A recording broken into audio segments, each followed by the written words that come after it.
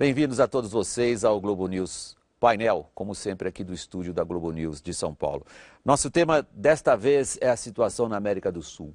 Ponto de partida é o que aconteceu no Paraguai, especificamente o que aconteceu na última sexta-feira, com a suspensão temporária do Paraguai e do Mercosul, com a concomitante, com a simultânea admissão da Venezuela a um grupo que até agora era de 4 países, passa a ser de 5. Que medidas foram essas, as consequências e a avaliação da política externa brasileira também farão parte desta edição do Globo News Painel. 3 são os nossos convidados. Eu vou iniciar a apresentação dos nossos participantes por Luiz Felipe Lampreia. Ele foi ministro das Relações Exteriores durante o governo Fernando Henrique Cardoso. Está conosco o cientista político Eduardo Viola, professor titular de Relações Internacionais da Universidade de Brasília. E o nosso terceiro participante é o economista Alberto Pfeiffer, que é diretor executivo do Conselho Empresarial, da América Latina e também integra o GACINT, o Grupo de Análise de Conjuntura Internacional da USP. Lampreia, é uma decisão difícil de ser comentada por alguém como você que foi diplomata profissional durante muito tempo. Eu, de maneira alguma, atribuo a quem fez parte de uma corporação, mas aí se trata de pedir a um diplomata experiente como você comentar o trabalho de diplomatas que o sucederam. Você, como chanceler, teria apoiado a suspensão do Paraguai e a entrada da Venezuela?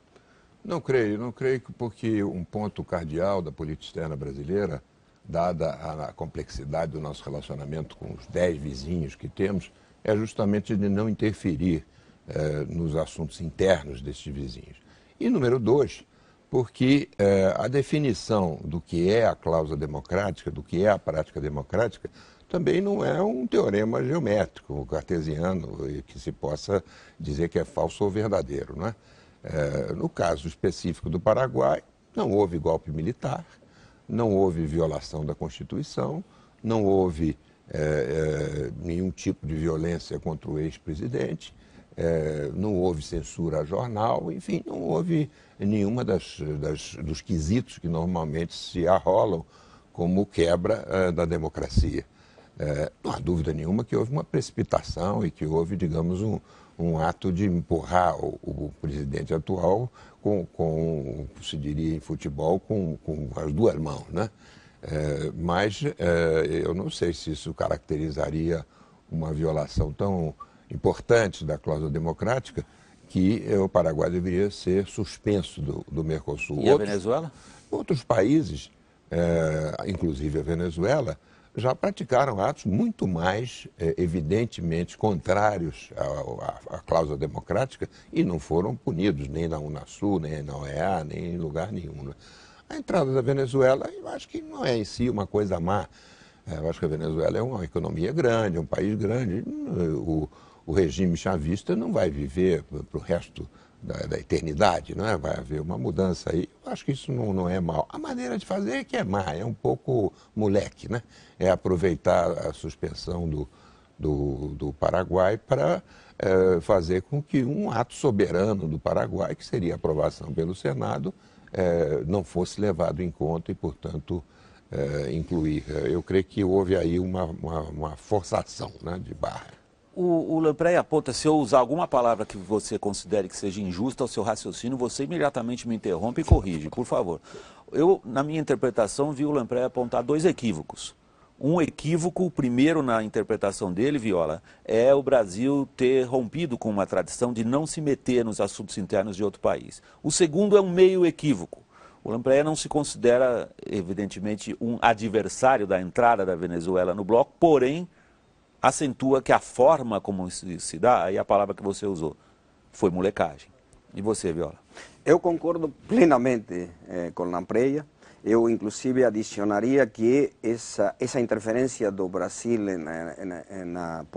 em assuntos internos de outros países aconteceu outras vezes a partir do governo Lula. Aconteceu na eleição argentina o apoio a Kirchner na eleição argentina de 2003, que podia ter custado muito caro ao Brasil caso Kirchner tivesse sido derrotado. Aconteceu no processo interno que acabou na derrubada de Sánchez de Lozada na Bolívia também, em 2003, e aconteceu várias vezes na Venezuela. es decir, apoyando ostensivamente a Chávez, digamos, né, nos processos eleitorais. Então, na verdade, na sua interpretação, nós refundamos uma outra tradição da política externa brasileira, que é meter-se sim. Meter-se, e eu diria o seguinte, até 2002 a política externa brasileira era, basicamente, tinha sido historicamente uma política de Estado. Né? Nos últimos anos, isso está un poco erodido y aparece en varios momentos donde aparece más una política partidista de gobierno, digamos, tá? Y eso yo veo como un sinal muy negativo. Inclusive yo diría que en este caso, en este proceso de decisión final de esta reunión, se quebraram duas... Você se refere à reunião da última sexta-feira em Mendoza, exatamente, do Mercosul, e seguida pela reunião da Unasul, claro, reuniões que terminaram com essas duas decisões, exatamente, a suspensão do Paraguai, apenas para lembrar o nosso assinante em casa. Às vezes o pessoal perde o fio da discussão, é isso, do qual estávamos falando. Claro. Prossiga, por favor. Então, de algum modo, são duas coisas. Primeiro, me parece que a diplomacia brasileira foi atrás, foi influenciada e seguiu a política externa argentina e venezuelana. Ou seja, podemos entrar nesse detalhe mais um instantinho? Peço desculpa, só para colocar e ouvir o que o Alberto Pfeiffer tem como comentário inicial a respeito do que aconteceu sexta-feira em Mendoza, Alberto. Eu creio que essa nova maneira do Brasil agir na região sul-americana e latino-americana vem já de alguns anos, efetivamente. Talvez o caso mais similar com esse paraguaio seja o de Honduras, em que também houve um afastamento do presidente do poder, de uma maneira algo discutível, talvez bem mais discutível do que agora no caso paraguaio, né? O presidente foi retirado da sua residência, foi levado ao aeroporto e de avião a outro país, depois regressou por terra, ocupou a Embaixada Brasileira e fez dela o seu escritório de articulação. E isso ali ficou muito claro que a atuação do Brasil não foi uma atuação neutra, foi uma atuação bastante clara no sentido de fazer valer os direitos daquele presidente que tinha sido deposto, que talvez em outros tempos teria sido buscado por uma via mais multilateral, né? Creio que agora no caso do Paraguai da mesma forma, mas eu creio que talvez o que seja mais de se refletir seja o fato de que não foi o Brasil propriamente que agiu contra o Paraguai ou contra esse fato que redundou no impeachment do presidente Lugo, mas o Brasil, de alguma maneira, se mostrou tímido, aquém do que deveria talvez ter feito, e se escorou no Mercosul para que uma decisão fosse implementada, que foi essa suspensão do Paraguai, da sua participação no Mercosul política por 8 meses, até a eleição de abril de 2013, e a concomitante manobra da entrada da Venezuela. E essa tem impactos, como já foi mencionado aqui, importantes do ponto de vista econômico, um país de destaque, um país que permanecerá nosso vizinho e parceiro de relevo por muitos anos, mas com influências políticas muito claras, porque traz um ingrediente altamente populista, mais ainda, ao seio do Mercosul. Há várias linhas de raciocínio que vocês três já colocaram. Vou puxar uma delas.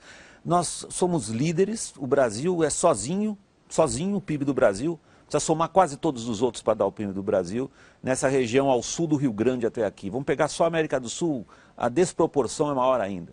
O Brasil é visto pelas outras potências, e me lembro, na sexta-feira, no dia do impeachment do presidente Lugo, eu me lembro da reação da Casa Branca, que foi dizer, nós estamos prestando atenção na atuação dos atores regionais, dizendo em linguagem muito clara, vamos ver o que o Brasil vai fazer. O Brasil é, sem dúvida, pela sua posição geográfica, pelo seu peso, pela história, pelas tradições, ou não é o líder sul-americano, Lamplé?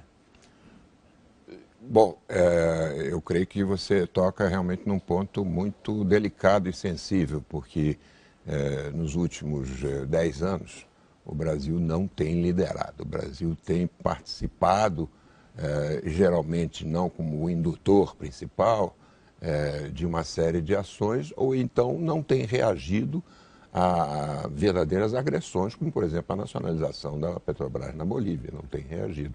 Quer dizer, não são esses atributos de liderança, né? E nesse caso agora, claramente, o Brasil hesitou um pouco no primeiro momento, e depois acabou indo... A palavra golpe até agora não saiu da boca da presidente do Brasil. Exato. E acabou indo atrás da Argentina e da Venezuela, que foram as estrelas do dia, né? Na companhia de outros países, mas que foram os puxadores de samba, digamos, né? No caso do Paraguai. Né? Viola. Sim, eu concordo totalmente e acho que o que é impressionante neste momento é a extrema contradição da posição brasileira, porque, por um lado, Brasil, precisamente em relação ao que Brasil está dizendo é que ele defende as regras de jogo democráticas. E, precisamente, o que faz é quebrar as regras de jogo democrático ao não aceitar que o que houve no Paraguai, do ponto de vista do processo democrático, é o impeachment legítimo de um presidente. No caso de Paraguai, por causa de toda a extrema centralização do poder presidencial da era de Stroessner, a Constituição é um presidencialismo quase parlamentarista, porque não requer crime do presidente para haver político. É um julgamento político, com julgamento exatamente, penal, né? como se fosse num regime europeu parlamentar.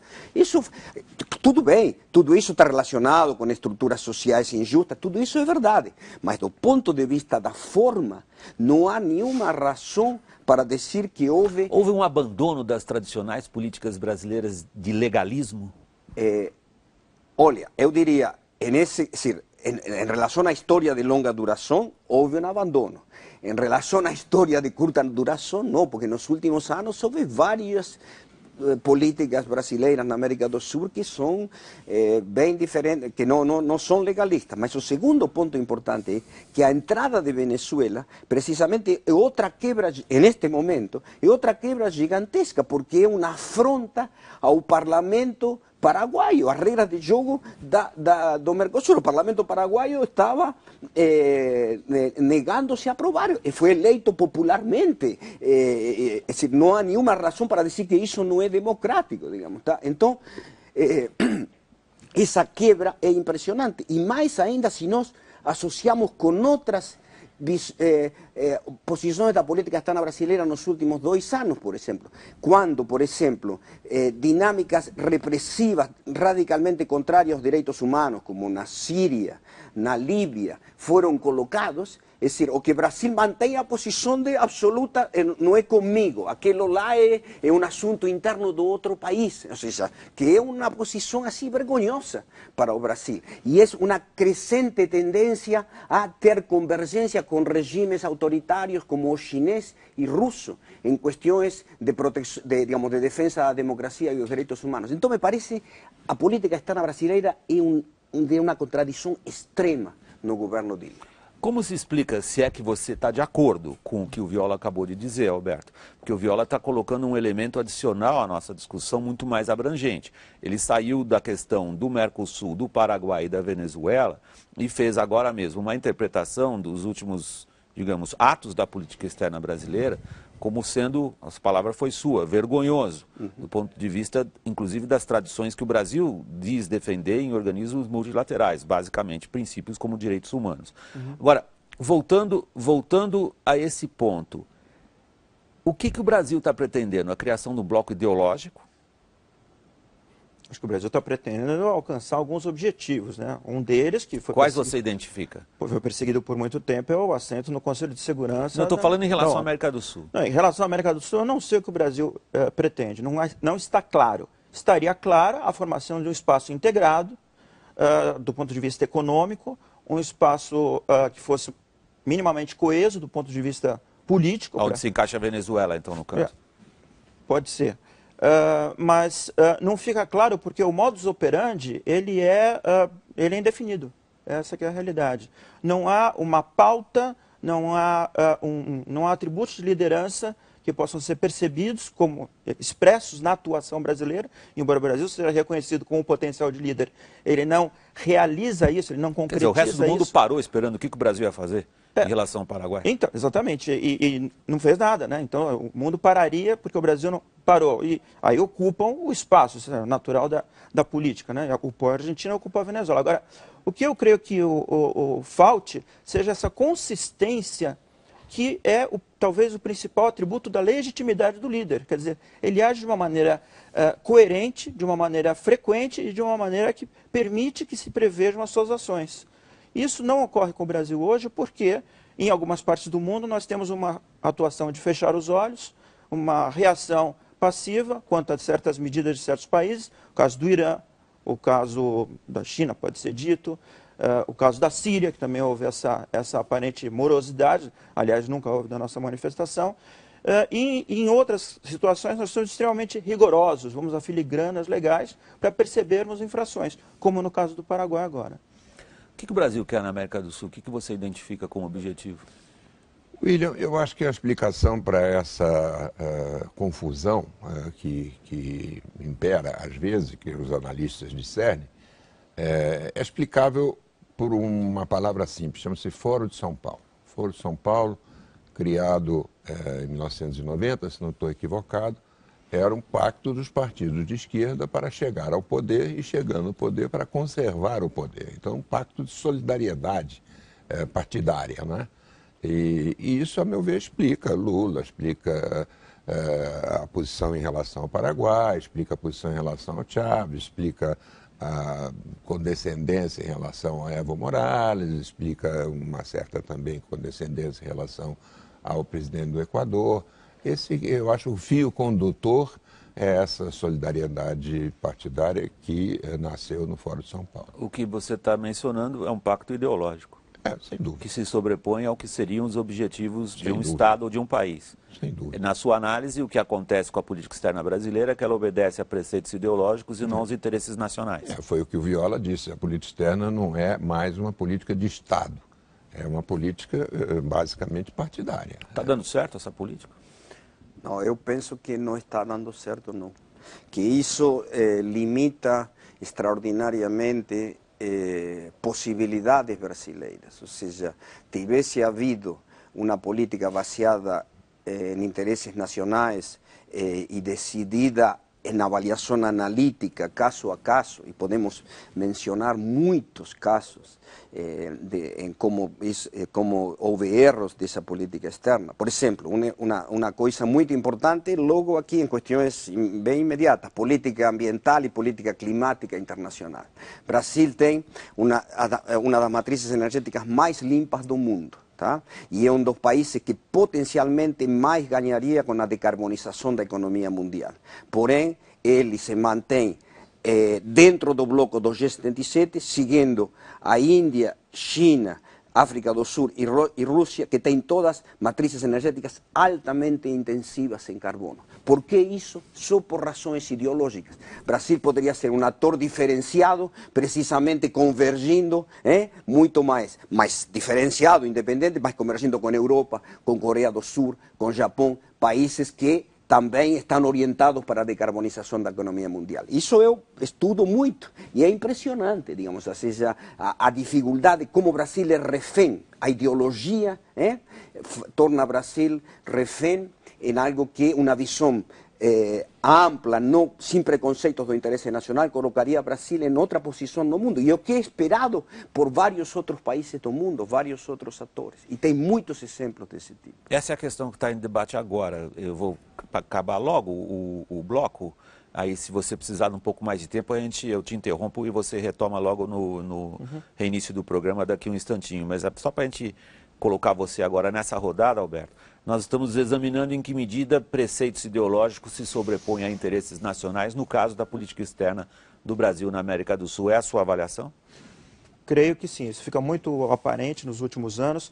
A criação da Unasul, por exemplo, teria sido talvez uma maneira de institucionalizar as relações dentro da América do Sul, com uma agenda proativa, com uma agenda propositiva, com uma agenda que fosse de enfrentamento dos males comuns, de aproveitamento dos recursos como os ambientais, os hidrográficos que temos em abundância na região, como o aumento da infraestrutura física, a facilitar o comércio, os fluxos entre os países, e no fim das contas a agenda da Unasul é uma agenda política ideológica.